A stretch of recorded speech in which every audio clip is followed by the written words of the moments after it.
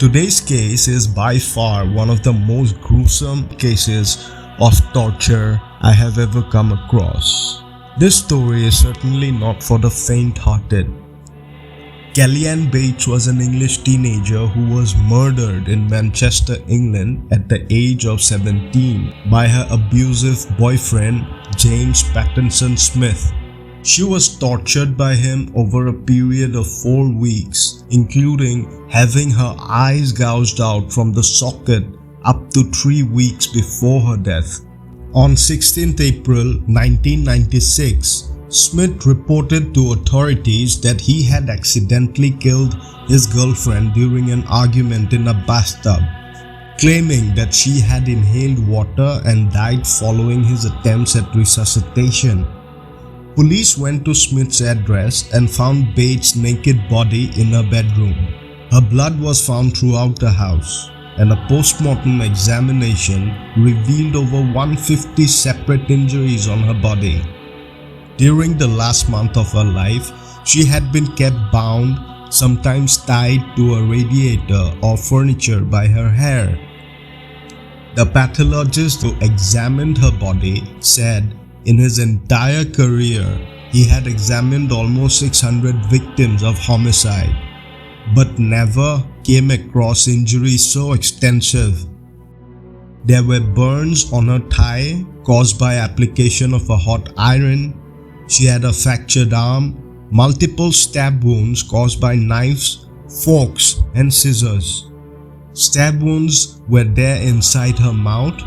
There were crush injuries to both hands. There was mutilation of her ears, nose, eyebrows, mouth, lips, and even her genitalia. Also, she had both her eyes gouged out, and there were stab wounds to the empty eye sockets. The pathologist determined that her eyes had been removed not less than 5 days and not more than 3 weeks before her death. She had been starved and lost a lot of weight. She even had not received water for several days before her death. As if he deliberately disfigured her, causing her the utmost pain, distress, and degradation. The injuries were not the result of one sudden eruption of violence, they were caused over a long, extensive period of time. And it was so terrible that the defendant must have deliberately and systematically tortured the girl. Her family was always very close and described Kelly as a confident, independent, and mature for her age. So it wasn't a big surprise when at age 14 she told her parents she had a boyfriend named Dave.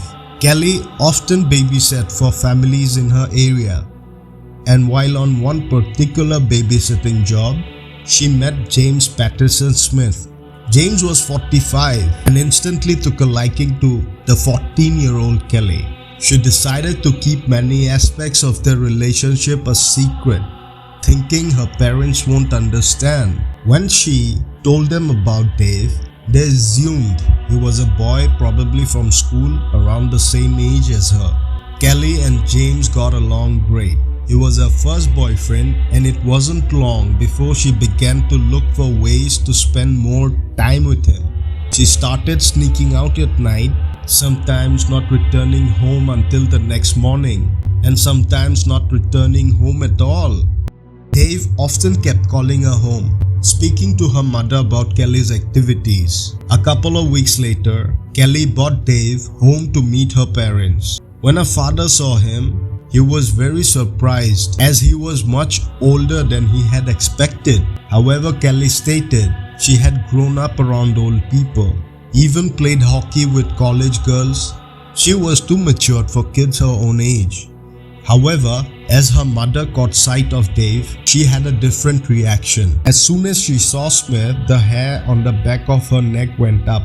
She tried to keep Kelly away from him, but she never listened. The jury at Manchester Crown Court took 1 hour to find 49-year-old Smith guilty of Bates' murder. Sentencing him to life imprisonment, the judge recommended that Smith serves a minimum term of 20 years.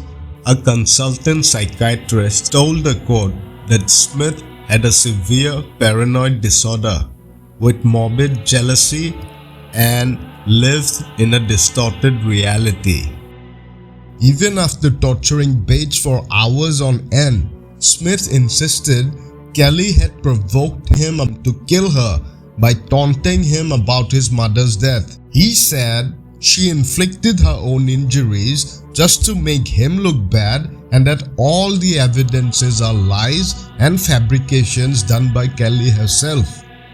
Meanwhile, after the case was over, the jury were offered professional counseling to help them deal with the distress of seeing the photographs and the sickening violence of the case. All members of the jury eventually accepted this offer.